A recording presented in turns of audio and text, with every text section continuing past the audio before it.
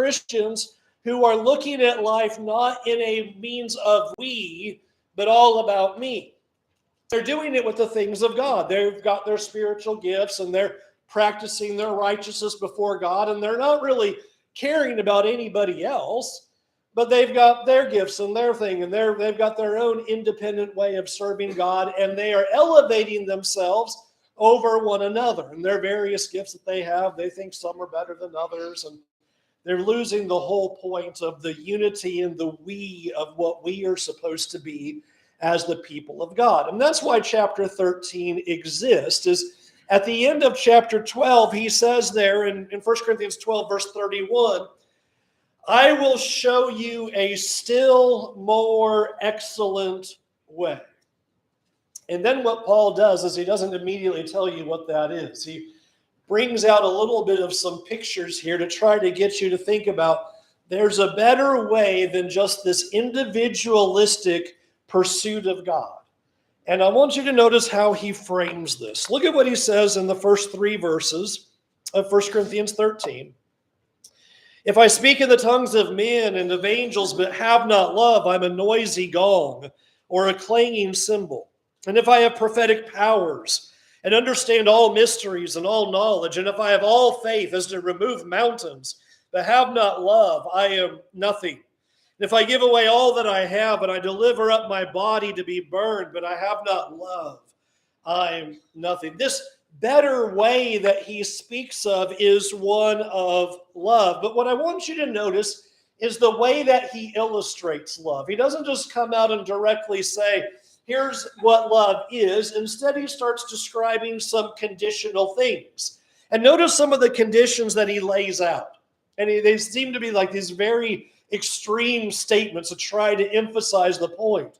Whether you can speak in different languages, or if you have the gift of prophecy, or understand all mysteries, or have all knowledge, or give all that you have to the poor, or you give your body to be burned. Here are all these things that if you do all these things, however, he says, in spite of all of that, notice the end of verse 1, if you don't have love, all of that is just senseless noise.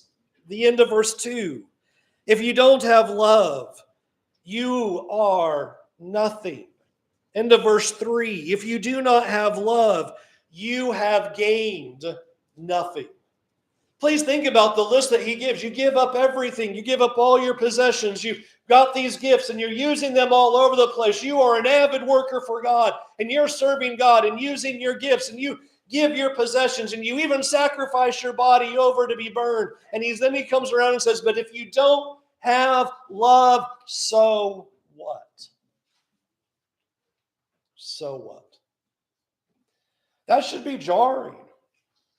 It should be absolutely jarring to think about whatever we do loses its value without not only a proper love for God, but to the context, a proper love for one another. That's what this text is about.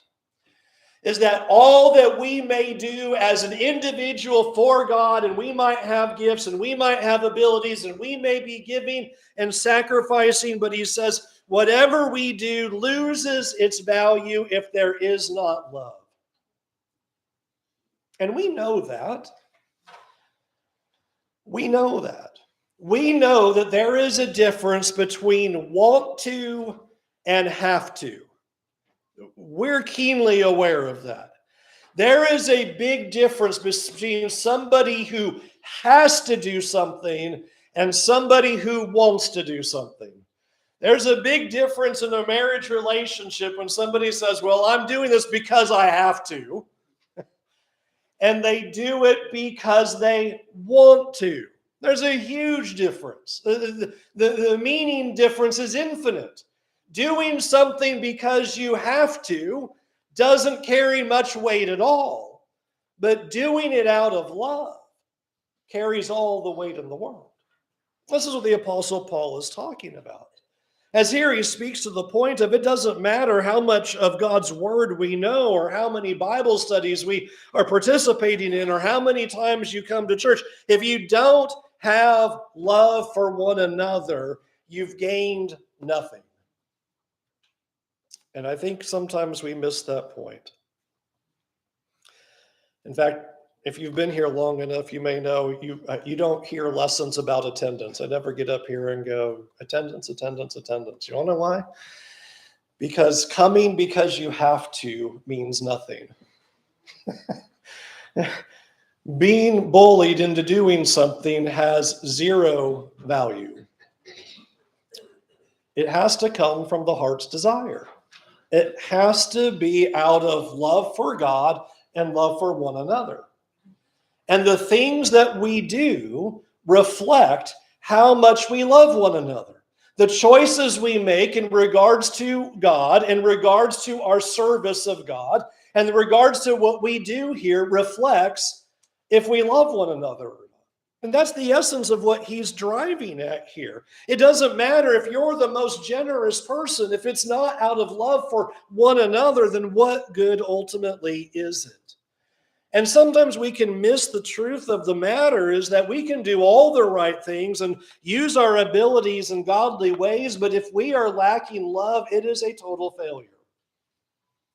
And it's easy to check boxes of, well, I'm doing these things, but if the motive is not right, and these things don't matter. I mean, those first three verses should be stunning to us for the extraordinary nature of what Paul states conditionally, and then to turn around and say, but it's senseless noise, you are nothing, and you gain nothing if love is not there.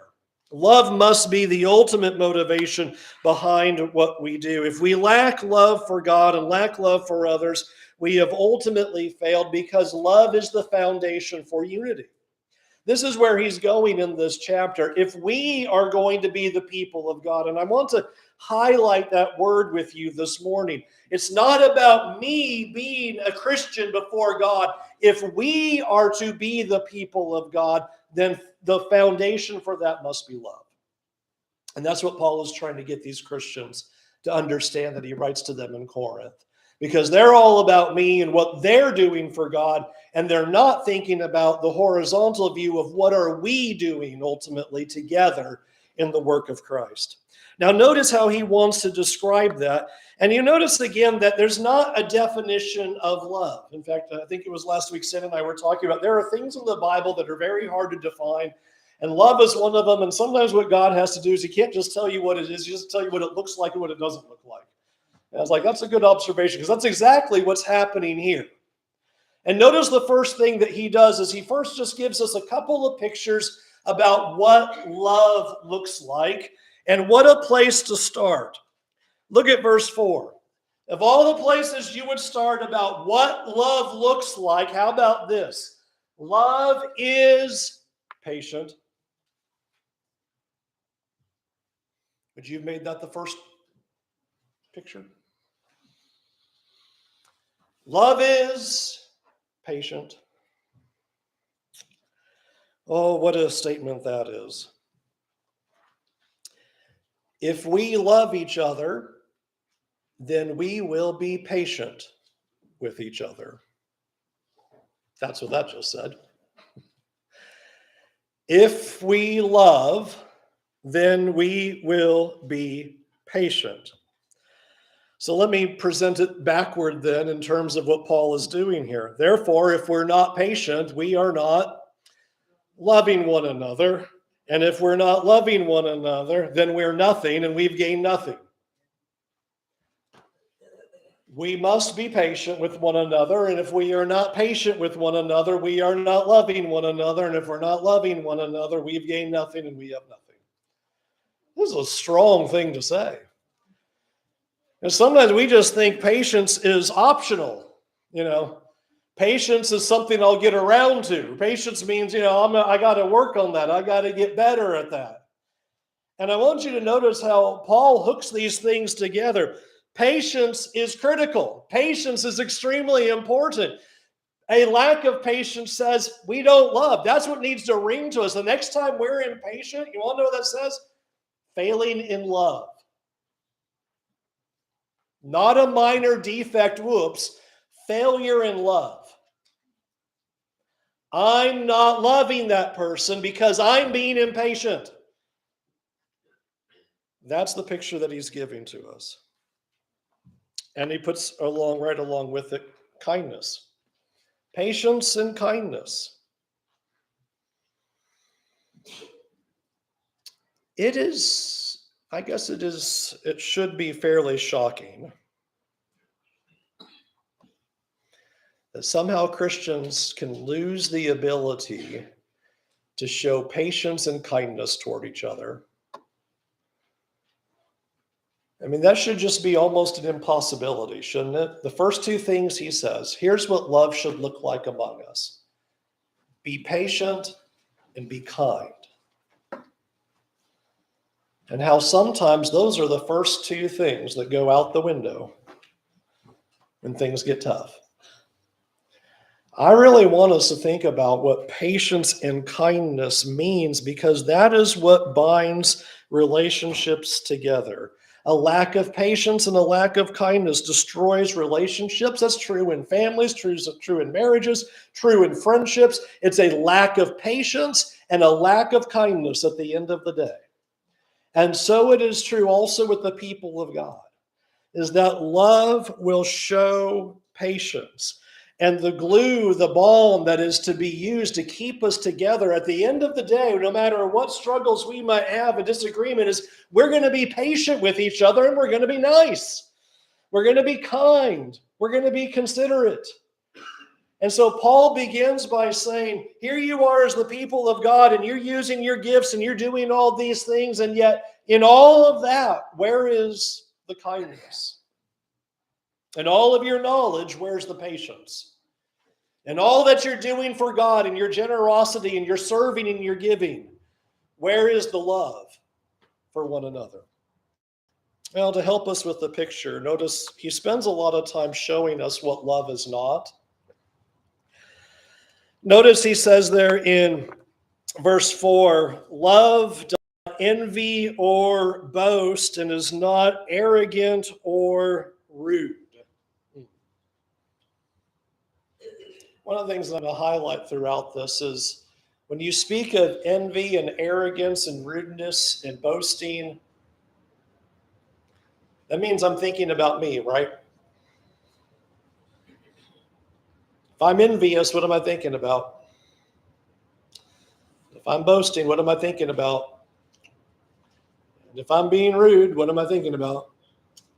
If I'm being arrogant, what am I thinking about? These things are self-seeking, not giving of self. Love is not envious. Love is not proud or arrogant or rude. Verse 5, love does not insist on its own way.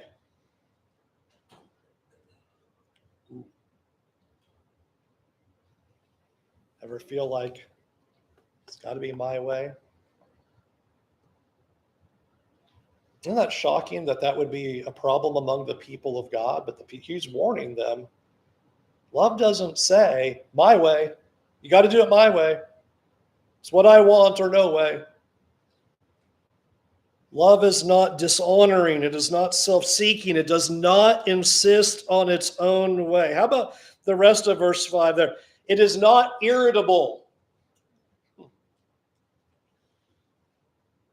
We shouldn't come together and poke each other and cause explosions.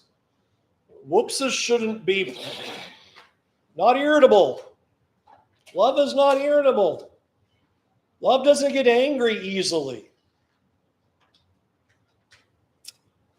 And then I love, the ESV reads the end of verse 5 as, love is not resentful. Other translations, keeping a record of wrongs. Resent means you've got it locked in the heart, written on the ledger, right? Oh, I know what you did. I'm keeping that one away for a rainy day. Yeah. Going to pull that one out next time you do something. I'm going to hold that one over you for the next 5 years. Love doesn't do that. He's going to explain in just a minute why that's the case, but I want us just to think practically for a moment. We are going to accidentally hurt each other. Can I put that out there? we are going to often accidentally hurt each other. We're not going to mean to. Going to do something that we're not even going to realize that would have been a problem. Just wasn't even thinking, like that person didn't even say hi. I didn't even see you. We're going to do things and we're going to think somebody's doing something that they're not intending to do, but we're going to take it as something that they're intending to do. And then we start using these things of, oh man, irritable and rude and keep a record of wrongs and we're easily angered and I just want to remind us that we as human beings, particularly here in this room, are going to accidentally do or not do things that are going to harm, that we're not going to mean to do, but this is going to happen. And we're going to say things or fail to say things, and it's going to cause harm. And there's a big question about how we're going to handle that. What are we going to do with all of that? Because these are attitudes ultimately that come from selfishness. And if what I'm doing is thinking about simply myself and not the other person, then that's how I'm going to take all of this. And he's trying to eliminate that from us. He's trying to help us realize that these kinds of attitudes and this kind of selfish thinking ultimately destroys relationships, and it's going to destroy unity. Love does not act from selfishness. Love acts from selflessness. Now, he'll show why in a minute, but before he does, he says something that I think is really important that I don't want to leave too quickly. Look at verse 6. Love does not rejoice at wrongdoing. The reason why I want to sit on this one for a minute is because we live in a time right now where it's easy for us to go along with the new cultural definition of love. And that is this. If you loved me, you would affirm of everything that I do, even if it is sinful or wrong. And I want you to notice that Apostle Paul says that doesn't work. It's not love to delight in sin. It's not love for me to approve or defend wrongdoing. That's not love. Now, that's kind of the air we breathe right now, and it's the world we're in. If you loved me, you would just be quiet and let me sin and do what I want to do. But actually, at the end of the day, that's not loving you. Because you're losing your soul. And one of the easiest things for us to do is to not say anything. But then I'm not loving that person because their soul is at stake. Because they're doing something that clearly is not in the scriptures. Clearly that is something that God has said that we cannot do. And so it is very important that we cannot rejoice in sin. We cannot be glad when wrongdoing is going on. We are not applauding sinful behavior. We are not on board with that. And that's what he points out here. It does not rejoice at wrong, but rejoices in the truth. Love takes joy in what is right. Love always delights in good, in what is true, good, God-defined goodness. That's what love will do. Otherwise, it's not love, is what he's telling us. Now, I want you to notice why this is also important. This is the positive part of it. Notice verse 7. Love bears all things. Now, I want to observe that for a minute. He can't be contradicting the last sentence. Right? Love does not delight in wrong. Okay, so there's a way for us to bear all things, but not approve of sin. You see that? The sentences are right next to each other. We don't rejoice at wrongdoing. Can't do that. That's not love. I can't delight in sin. Can't delight in wrong. Can't approve of those behaviors. But I do want us to appreciate what preserves unity. And notice the imagery that's being used. Bearing all things, believes all things, hopes all things, endures all things. Can I try to sum this up? It comes short, but let me try to put a summary idea of what I think the Apostle Paul's trying to get us to do is to assume the best in each other.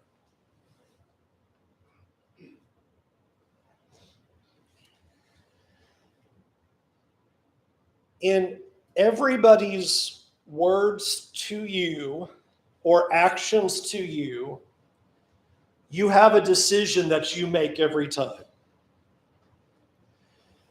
To either receive those words or actions positively or negatively. You can choose the lens by which you're receiving what's going on.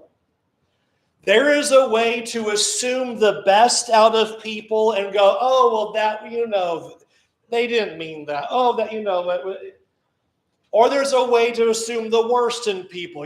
Oh, I know what they meant by that. I know why he didn't say something. I know why. There's a way that we filter every bit of action and every word. I usually have to say this when I'm helping with marriages and keeping them together or helping them get better. Is one of your greatest struggles is you've come to a point in your life, in your marriage now, what you're doing is everything you hear, you just take negatively. And you have to break that lens and stop. And things can get that way in relationships in the family of God where things have happened. And so brother so-and-so and sister so-and-so, whatever they say or do, you just immediately are, oh, that's negative. That's a choice you're making. You're choosing that negative framework. You can bear all things, believe all things, hope all things, and endure all things. You can assume the best. You can take things in a positive way rather than a negative way. We don't have to be pessimistic toward one another, but optimistic toward one another. We can hope for the best in one another. And can I say it like this? We don't have to give up on each other. Because that's what we do. We just give up. They're just always a jerk. They're just always... Love bears all things, believes all things, hopes all things. You see what he's trying to get them to see? Is how are you looking at one another? How are you looking at the relationship? Are you believing the best? Are you hoping the best? Are you enduring because of love, because you're presuming the best? We have a choice in that. We have to make that decision of how we are going to take in what is given toward us in all words and all actions. Love endures through every difficulty and every hardship. Real unity requires living out true love to one another. Because if we're around each other long enough, it's going to happen. If you're around me long enough, it's going to happen. I'm going to say something dumb. I'm going to do something thoughtless. It's going to happen. I can promise you that. There's not a lot of certainties in life. I'll give you that one. That's a certainty. It's going to happen. The question is, what do we do with it? Do we allow forever fractures? Or do we practice love and bear all things, believe all things, hope all things, and endure all things? That's the positive nature of love. And it really challenges us to think about our motivation. The next time somebody says something or does something, would you check yourself and consider, are you taking it as the worst or are you taking it as the best? Are you presuming the worst or presuming the best? Are you being hopeful or pessimistic? Love bears, believes, hopes, and endures all things. In fact, it's so important. Notice verse 8. Love never fails. Love never ends. This is to be the permanent foundation by which we operate together. And I don't have time to just lay out all the details of verses 8 through 13, nor is it the point of the lesson for me to go through all of that. I'll say this, if you're interested in a lot of the details about those, I have preached on this chapter. It's online. You can go read it and listen to it there. But I do want to say just a couple of observations that I think in regards to this big conclusion. As he's talking about all of these gifts, he talks about them as all of them coming to an end. At some point, and they're working together. Here's all these miraculous spiritual gifts that they're using. To rely upon that and to make that the foundation of your unity is foolish. Now, here's what I do. That's not going to work. Love is going to be the foundation. Love is going to be the basis. Prophecies, he says, will end. Speaking in tongues would end. The gifts of knowledge would end. All of those gifts are ultimately temporary. I can tell you, go to read Acts 8. We're told that miraculous gifts was only given through the laying on of the apostles' hands. So the only way you were able to transfer gifts was through the laying on of the apostles' hands. So therefore, when the apostles were not around to transfer gifts anymore, those miraculous gifts passed away. Here's the Apostle Paul saying, these gifts are ultimately going to pass away. But some of the things that he says are going to last. Look at verse 13. Now faith, hope, and love abide. These things, these three, the greatest of these is love. The key practice for our unity is going to be faith, hope, and love, and the greatest of these is love. I want to round out this lesson by listening to what Paul says to the Colossians and then Jesus' own words, and then we'll conclude. Listen to the Apostle Paul. I think a great summary to the Colossians of what the Apostle Paul was teaching the Corinthians. Colossians 3:12. Put on then as God's chosen ones, holy and beloved, compassionate hearts. Again, I'm always amazed by the first thing that is usually said. Here's what I want you to put on as the people of God, as God's chosen ones, holy and beloved by God. Compassionate hearts. Number 2, kindness.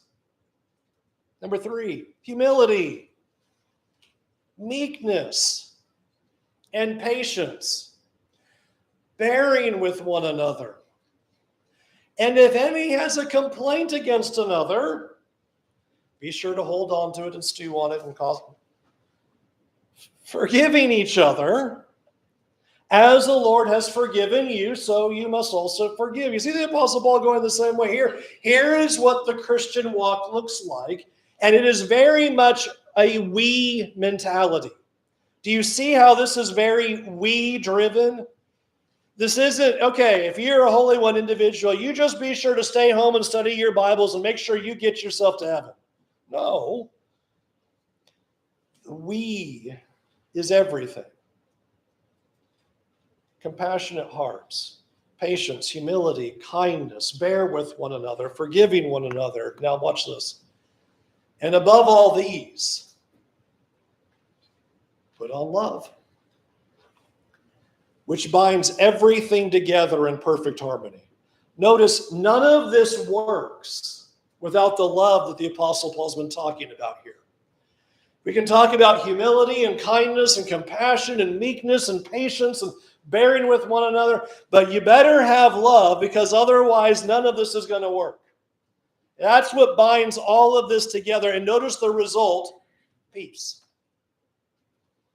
Let the peace of Christ rule in your hearts, to which you are called in one body. I'm trying to encourage us to think about our walk with God not as a me, but a we. We were called into one body. Not you were called to go to heaven. We were called to belong together as the people of God. That's why this is so important. That's why Paul doesn't give answers like, well, you just go over there and you go over there and you all just don't talk to each other. It's not going to work. We are the people of God, not you are the people of God. We together. And we must practice that love together.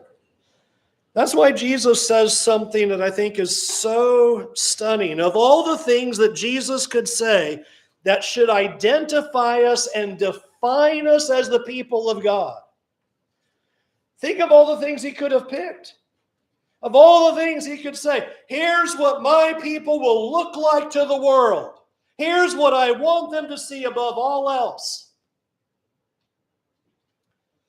Love one another just as I have loved you. Hold on. We should just start a whole new sermon on that sentence right there. Like Jesus loved you, love one another. Go. Okay.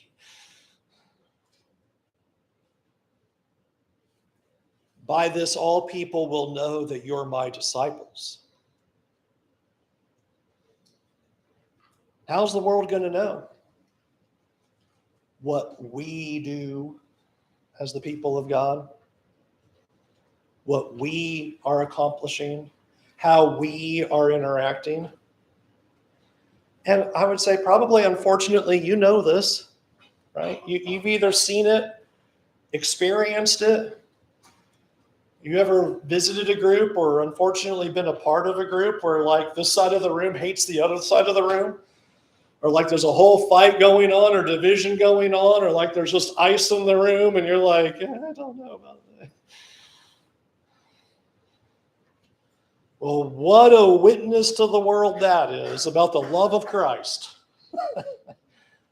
We can't even love each other. That's why Jesus says that. How are we going to be able to reach the world if we can't even act like family in here?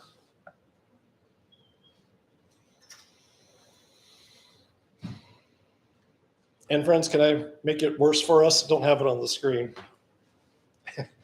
If we can't love each other like this, how are we going to do what Jesus says to love our enemies and pray for those who persecute us? How's that going to happen?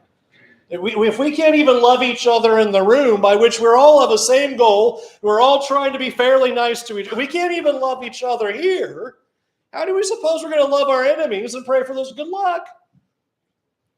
If we can't practice love here on Sunday, how's Monday going to go?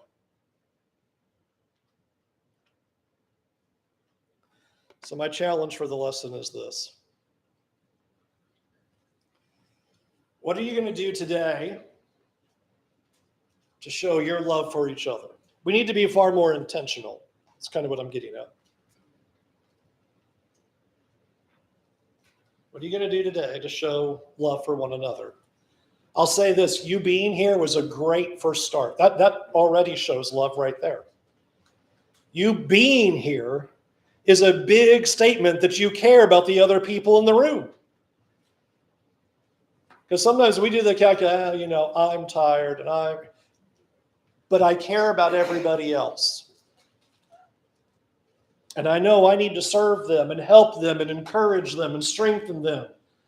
And I need to be a source of encouragement and I can strengthen their faith. Yeah, I need that too, but I can help too. I can give and serve too. That's why you're in the room today. I hope. I hope it's not because I have to. We already talked about that. That's not going anywhere. Gain nothing. Gain nothing.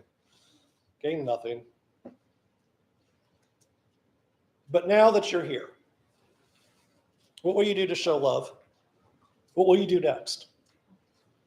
What can you do to practice love to people that are here? And later today, what can you do to practice love? What about tonight? What are you going to do to practice love for one another? What can you do this week to practice love for one another? What will you do next week? What will you do next month? What will you do the rest of the year? I'm asking you to be intentional and think about what you can do to practice love for one another, because we are the body of Christ. We are the family. And by that love, we will show that we are disciples of Christ. Let's go to God in prayer. Heavenly Father,